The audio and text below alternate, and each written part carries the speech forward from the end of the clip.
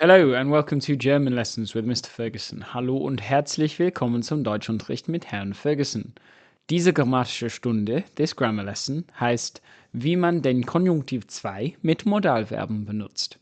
How to use the imperfect subjunctive with modal verbs. Bevor wir anfangen, please remember to like this video. Bitte klickt Gefällt mir. And to subscribe to my channel so that I can keep helping you with your German.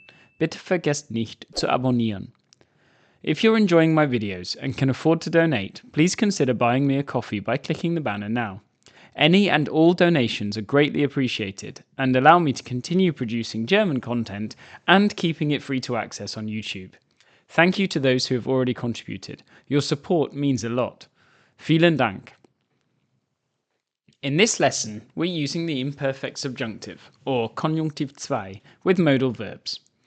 Before we talk about how to form this with modal verbs, I'm going to explain what I mean by the subjunctive, as this is quite a complex grammatical topic.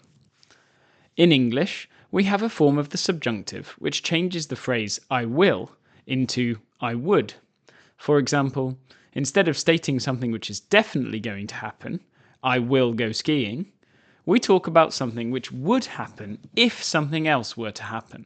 For example, I would go skiing if it snowed.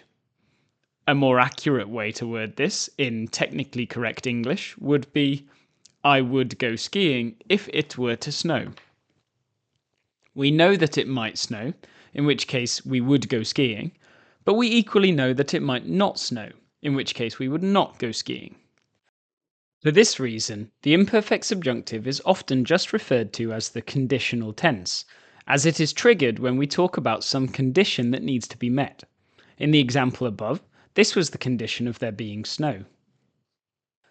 Every verb in German has an imperfect subjunctive form, and it generally translates as either would plus the verb or were to plus the verb. For example, sehen means to watch, and it has the imperfect subjunctive form ich sehe, which means I would watch or I were to watch, and would be used in sentences such as if I were to watch fewer films, I would have more time for my work.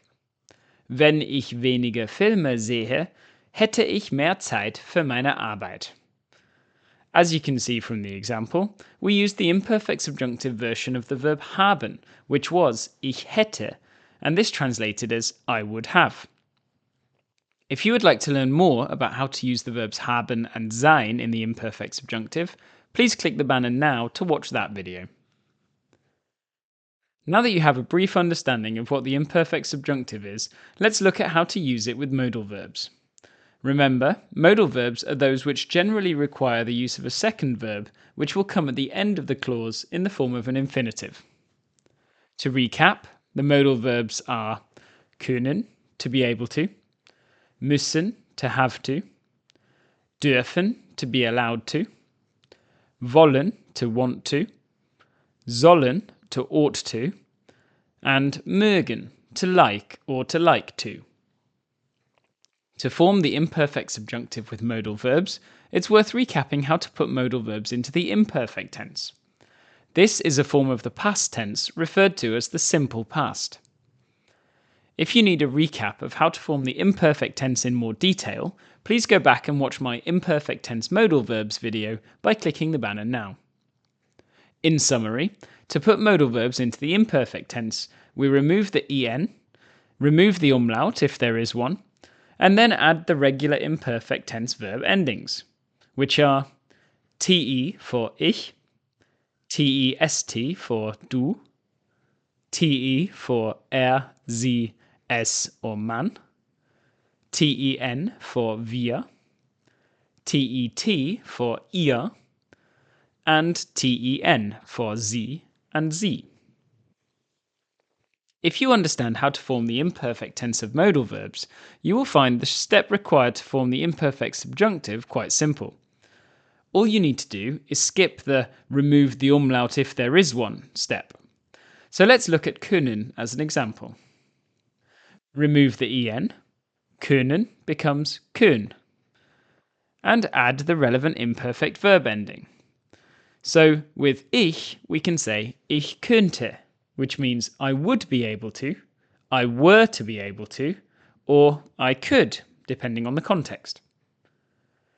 The other ich forms of the modal verbs, therefore, are ich müsste, I would have to, I were to have to, and sometimes I had to. Ich dürfte, I would be allowed to, or I were to be allowed to. Ich wollte, I would want to, or I were to want to. Notice that this form is identical to the imperfect tense version, which means I wanted to.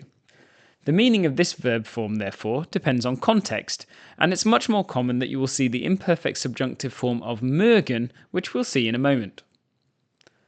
Ich sollte, I ought to, or I should. Notice again that this verb is identical to its imperfect form, which meant I was supposed to, so the meaning of this verb depends on context too.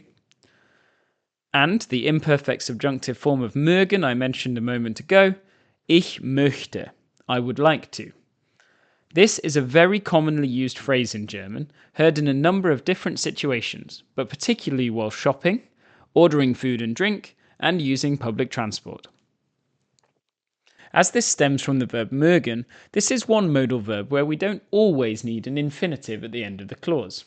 Saying ich möchte Pizza means I would like pizza, and is perfectly acceptable as a German sentence. Let's look at some examples.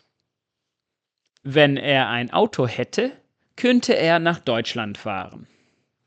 If he were to have a car, or if he had a car, he would be able to drive to Germany.